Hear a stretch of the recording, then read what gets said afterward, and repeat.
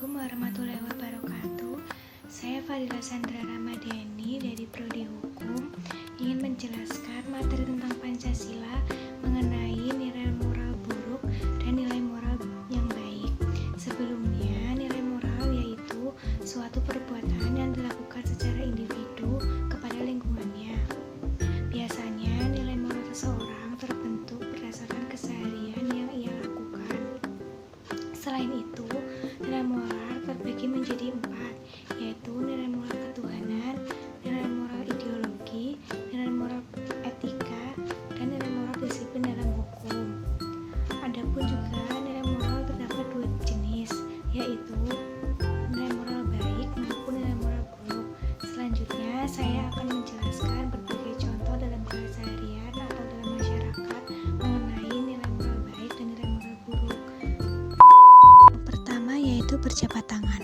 Berjabat tangan merupakan nilai moral baik yang sudah dijadikan suatu kebiasaan seorang individu saat bertemu, memberikan selamat, ataupun berpisah.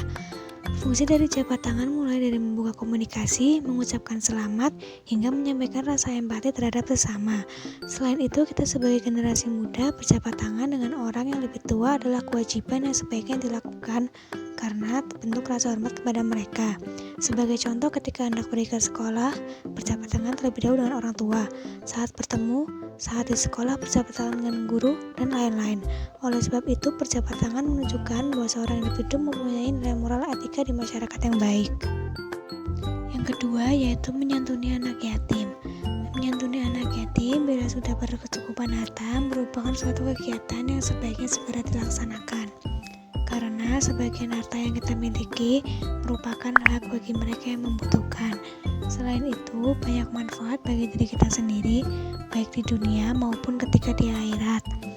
Seperti dilancarkan rezekinya, dilancarkan kegiatan sehingga kita meninggal kelak akan terhindar dari api neraka.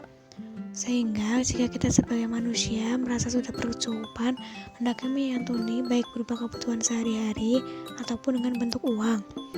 Oleh sebab itu, orang yang sudah melakukan hal tersebut, maka ia memiliki nilai moral baik pada dirinya, terlebih terhadap Tuhan Yang Maha Esa. Yang pertama yaitu korupsi. Korupsi adalah tindakan setiap orang yang melawan hukum dengan melakukan perbuatan memperkaya diri sendiri atau orang lain atau suatu korporasi yang dapat merugikan keuangan negara dan perekonomian negara. Seperti berita baru-baru ini yang sedang terjadi, yaitu para menteri korupsi di tengah wabah corona. Hal tersebut pastinya merugikan banyak masyarakat yang sedang berjuang hidup di tengah wabah.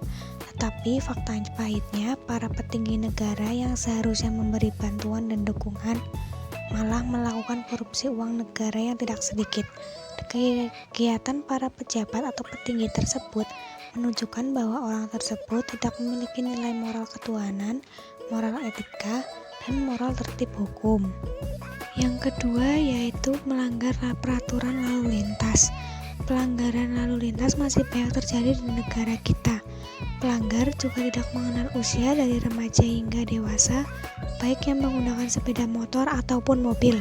Alasan demi alasan dilontarkan ketika mereka terkena razia petugas ataupun ketika mereka sudah mengalami kecelakaan akibat melanggar, seperti terburu-buru ke kantor atau ke sekolah. Bahkan ada yang dengan sengaja tidak menggunakan helm karena beralasan hanya berpergian dekat rumah saja. Hal tersebut tentunya akan membahayakan dirinya sendiri, bahkan orang lain ketika kecelakaan.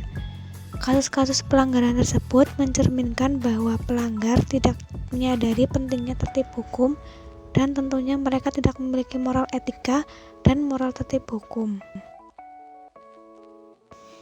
Yang ketiga yaitu mencela atau mengejek orang lain. Segala bentuk pencelaan yang terlontar melalui kata-kata ini termasuk ke dalam tindakan verbal bullying atau penindasan lewat kata-kata. Tindakan ini bisa mempengaruhi emosi dan kondisi psikologi seseorang yang mendapat celaan dan berpengaruh kepada kehidupannya. Terkadang ada seseorang yang merasa bangga dengan yang dimiliki saat ini, lantas melakukan penghinaan terhadap orang lain.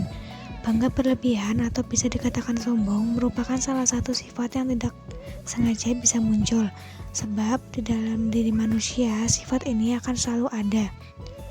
tergantung pada diri sendiri mampu atau tidak mengendalikan perasaan tersebut. Tetapi sudah dipastikan orang yang sering mencela atau mengejek orang lain berarti ia memiliki sifat moral yang buruk. Ia tidak memiliki moral etika dan moral ketuhanan dalam dirinya. Tujuan dan fungsi moral sejatinya untuk mewujudkan harkat dan martabat pribadi seseorang tersebut dan mengutuhkan rasa kemanusiaannya.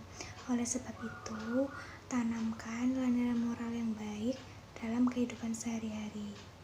Sekian video penjelasan dari saya. Apabila ada kekurangan atau kesalahan, mohon dimaafkan.